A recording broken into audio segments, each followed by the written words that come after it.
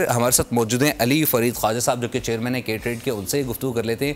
अली साहब, बताइएगा, ये मौशी तरक्की के लिए डिजिटल इकोनॉमी अहमियत की हामिल है? बहुत इम्पोर्टेंट है। इसकी वजह से जब डिजिटल इकोनॉमी पे ट्रांजैक्शंस होती हैं और हमारी इकोनॉमी जब डिजिटल में मूव करती है तो इसका सबसे बड़ा इम्पैक्ट तो ये होता है कि डॉक्यूमेंटेशन की तरफ हम जाते हैं।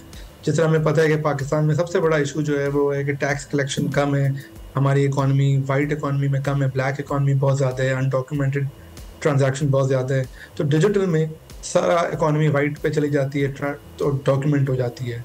दूसरा इसका फ़ायदा ये है कि इसमें ट्रांजैक्शन लॉसेस बड़े कम होते हैं, एफिशिएंसी बहुत ज़्यादा आ जाती है। तीसरा जब ये है कि जब आपके पास डेटा होता है कि लोग क्या यूज़ कर रहे हैं, कहाँ स्पेंडिंग कर रहे हैं, किसके पास कहाँ पैसा है, उससे आपको इकोनॉमिक पॉलिसी मेकिंग में बड़ा फ़ायदा होता है। चाइना ने खासतौर पे इसका बड़ा फ़ायदा उठाया है और उसकी वजह से अपनी इकोनॉमिक पॉलिसी मेकिंग में वो डेटा का बड़ा यूज़ किया है। तीसरा जो है, जब आप डिजिटल इकोनॉमी की तरफ जाते हो तो आपको लोगों को जो बेनिफिट्स देने हैं वो भी आप डायरेक्टली दे सकते हो। आपको पता है कि किसको किस चीज़ की ज़रूरत है और आपने जो बेनिफिट्स डायरेक्टली आप लोगों को दे सकते हो विदाउट इन्वॉल्विंग मिडलमैन। तो डिजिटल इकोनॉमी की वजह से करप्शन कम होती है, ट्रांसपेरेंसी ज़्यादा आती है, एफिशिएंसी ज़्यादा आती है और ओवरऑल इकोनॉमिक मैनेजमेंट किसी कंट्री की काफ़ी बेहतर इम्प्रूव हो जाती है। ठीक है अली साहब, इसमें एक चीज़ आम बोलिए, वो जीएसटी की वसूल करने के लिए एक ऐसी एजेंसी बनाने पर जोर दिया है जो ये तमाम तर काम कर सके। तो आपको लगता है कि एक ऐसी एजेंसी बनाना मुमकिन होगी या कितने मुश्किलात का सामना करना पड़ सकता है इस तमाम तर मामले पर? जी बिल्कुल मुमकिन होगी और पाकिस्तान में पिछले 10 सालों में डिजिटलाइजेशन के ऊपर काफ़ी ज़्यादा स्टेप्स हुए हैं। हमारा इंटरनेट 4G पे हम मूव किया, इंटरनेट में मोबाइल फ़ोन पेनिट्रेशन बहुत ज़्यादा इंक्रीज़ हुई, हर बंदे के पास आज स्मार्टफोन्स है, स्मार्टफोन की प्राइसेस कम हुई, टेलीकॉम की कंपनियाँ आई तो उसमें कंपटीशन की वजह से प्राइस डेटा की जो प्राइस है वो बहुत कम हो गई, इलेक्ट्रॉनिक पेमेंट्स इंक्रीज हो गई। फिर नादरा का कार्ड जो है वो एक ऐसा मॉडल है जिसके पास सब लोगों के पास आईडी कार्ड से आइडेंटिफिकेशन लिंक्ड हो सकती है। तो हमारे पास जो रिक्वायरमेंट्स है for making such a entity they are already there. Satellite का डेटा भी हमारे पास है। तो अगर इन सारी की सारी चीज़ों को एक जगह पे इकट्ठा किया जाए और सारे टूल्स को, टेक्नोलॉजी के टूल्स जो इस वक्त हमारे पास मुयस्सर है, उसको हम यूज़ करें तो definitely we can improve our tax collection. और हमने देखा कि पाकिस्तान फाइनेंस मिनिस्टर ने भी बोला था कि ये उनके टॉप प्रायोरिटी है to move towards digital collection of taxes. So I think this is certainly our way towards the right direction.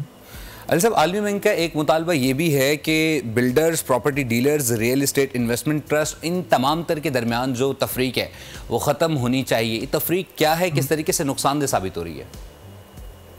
जी, सबसे एक तो मुझे डिटेल्स का तो मुझे इतना वो नहीं है मुझे इंफॉर्मेशन, मगर जो ब्रॉडली जो मेन चीज़ है कि ये सारा इशूज FATF के टाइम पे भी रेज हुए थे कि हमारे पाकिस्तान में काफ़ी सेक्टर्स ऐसे हैं जो फॉर्मल इकोनॉमी के बाहर है, जहाँ पे रिपोर्टिंग नहीं है, जहाँ पे डेटा नहीं है, जहाँ पे टैक्स कलेक्शन नहीं है। इसी की वजह से करप्शन भी ज़्यादा है और सबसे इम्पोर्टेंट बात जो है टैक्स कलेक्शन कम है। तो जो IMF भी ये कह रहे हैं और बाकी गवर्नमेंट की पॉलिसी भी यही है कि यूनिफॉर्म इम्प्लीमेंटेशन ऑफ पॉलिसीज होनी चाहिए।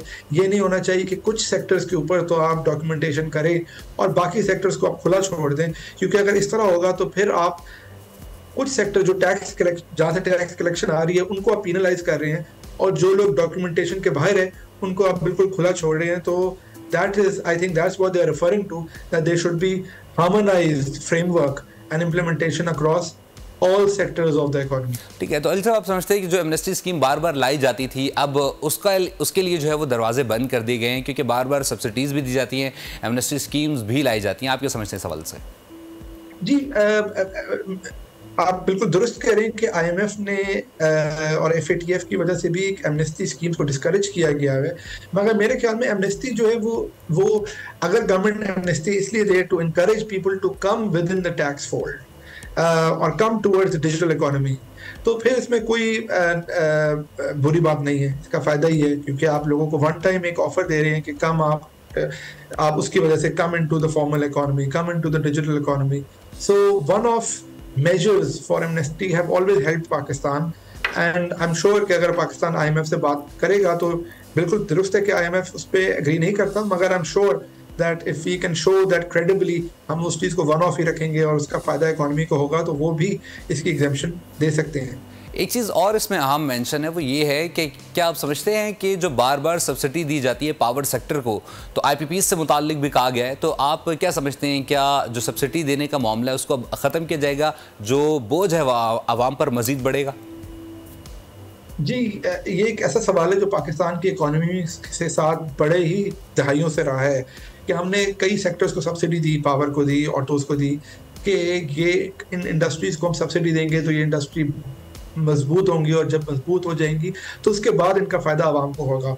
मगर हमने देखा है कि उस सब्सिडीज़ का फ़ायदा आवाम को भी नहीं हुआ और ना ही उस सब्सिडीज़ का फ़ायदा उन कंपनीज़ को हुआ, क्योंकि वो कभी भी अपने पैरों पे खड़ी नहीं हो सकी, वो हमेशा से ही सब्सिडीज़ पे ही डिपेंडेंट रही। तो IMF का ये पॉइंट दुरुस्त है कि सब्सिडीज़ की वजह से ज़्यादातर हमने ये देखा है माजी में कि उसे डिस्टॉर्शन क्रिएट हुई है और कंपनीज ने उसका फ़ायदा नहीं उठा सकी, जबकि वो शॉर्ट टर्म भी नहीं रही। हुआ ये कि उन सब्सिडीज़ का फ़ायदा उठाकर उन कंपनी ने लॉबी किया कि उन सब्सिडीज़ को कभी ख़त्म ही ना किया जाए।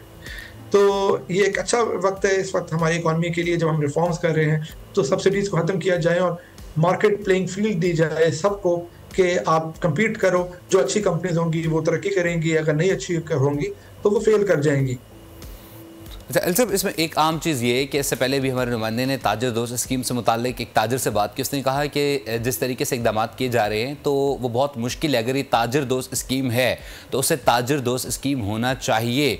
तो मज़ीद क्या सैंक्शंस लगने वाली हैं ताजरों के ऊपर, ये सख्त फैसले होने वाले हैं? आप क्या समझते हैं, क्या वज़ीर आज़म की जानिब से कहा कि 2 साल अभी हमारे लिए मज़ीद मुश्किल हैं, तो क्या सिर्फ 2 साल का सफ़र है या 10 साल का सफ़र है?